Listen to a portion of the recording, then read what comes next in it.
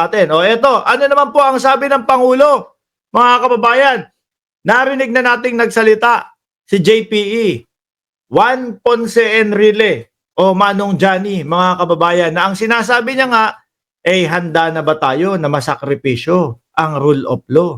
Dahil lang madami yung pumunta doon sa kanilang rally, 1.8 million. Sabi ko naman, yung 1.8 million na pumunta doon sa kanilang rally, kung bibilangin mo naman, itatapat mo doon sa dami ho ng populasyon ng Pilipinas na ilan ba? No, 100 kulang 120 million, parang 2% lang ho yun, mga kababayan. 'Di ba? Kaya kahit anong mangyari, tutuloy at tutuloy ang impeachment. Bakit to? Kapag pinatuloy lang ho natin o ginawa natin, pinagbigyan natin, kasi madami sila doon sa rally pagka ganun lang ho ang ginawa natin, hinayaan natin, hindi na tayo pwedeng magpa-impeach, ang daming dumalo doon sa rally Yung ibang mga politiko po, ganun lang din ang gagawin, no? Magparally tayo, iniimbestigahan ako. Bigyan mo tagli 500 yung gustong sumama sa rally o yung mahahakot nyo sa rally para isipin nila madami nakasuporta sa atin, para pagtapos, tapos na yung investigasyon nila, hindi na nila ako iimbestigahan. Di ba? Rally lang ang katapat. Hindi po pwede, mga kababayan. Ngayon, ito na ang Pangulo. Kung makikita nyo po dyan, mga kababayan, no? Timing is very poor. Kung iintindihin nyo po, mga boss, chief, amo, sir, kailangan ng timing. No? Kailangan sakto yung oras, sakto yung panahon, at sakto yung mga tao na nakaposisyon. Yan ho talaga yung nakikita ko. No? Pagpasensyahan nyo na po, mga kababayan, kung medyo iba yung dating sa inyo, no? Kumbaga, parang pinagtutulungan ng Vice Presidente, mga kababayan, mga boss, chief, amo, sir, sa investigasyon pa lang po ng Kongreso, talagang kailangan, sabihin mo, naku, kailangan mga tamang tao ang mga nakaposisyon kapag pinush na natin ito. Di ba?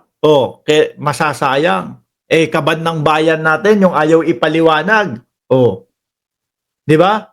Ang bansa natin pahirap ng pahirap dahil po doon sa mga nawawalang mga pondo. Tapos, tanungin mo, hindi na po ako magsasalita dyan. Hindi na po kami magpapaliwanag about dyan.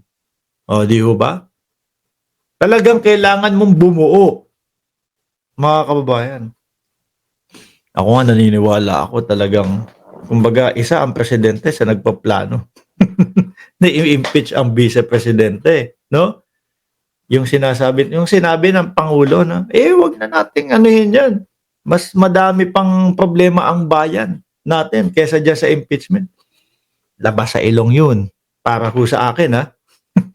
Labas sa ilong yun, mga bossing. Bakit to? Ang problema ng bayan, yung sinasabi ng Pangulong problema ng bayan, isa po ang korupsyon. Di ba? Unahin ang problema ng bayan. Di yun nga.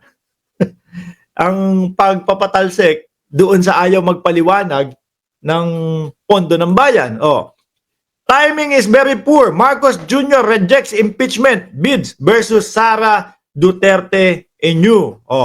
Tuloy natin, ha? Sabi ho dito, eto ba yun? Hindi, kay Marbil to Nasaan ba yun? Yung kaduktong nito. Saglit lang. Kay Marbil yan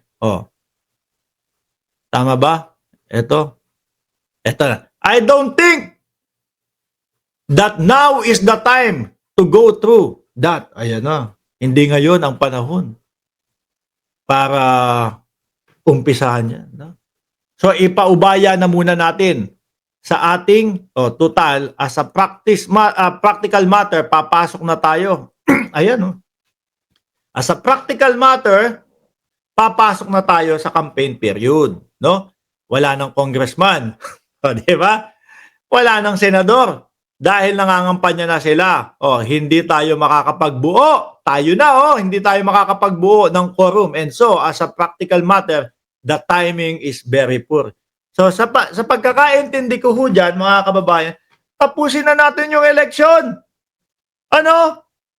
Bago natin umpisahan yan, at least yung timing na yun ay saktong-sakto sa lahat.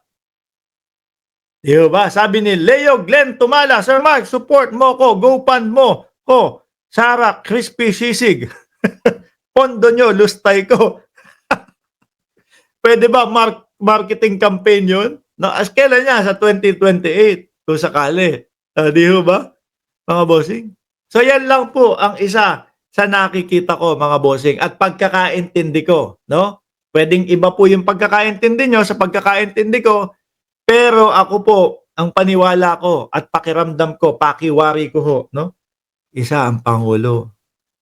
Isa ang Pangulo. Di ba? Pangulo ka eh. Tapos nakikita mo, ayaw ipaliwanag yung mga pondo. Wag na tayong maglokohan dito. Wag na tayong artihan dito. Naku, hindi talaga kasama si PBBM dyan. No?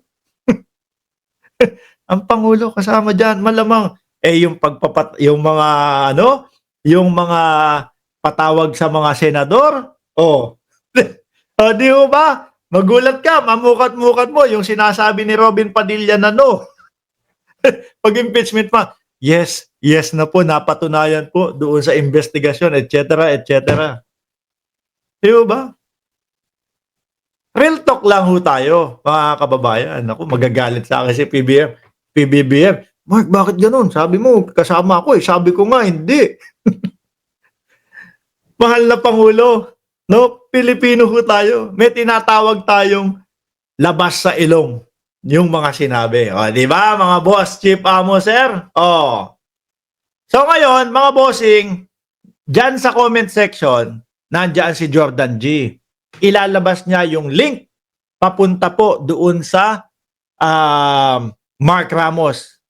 Mark Ramos Uncensored. Medyo maiinit po at maanghang po yung mga wika o mga dialekto na gagamitin natin o ginagamit natin doon o nagagamit natin kasi talagang all out doon eh.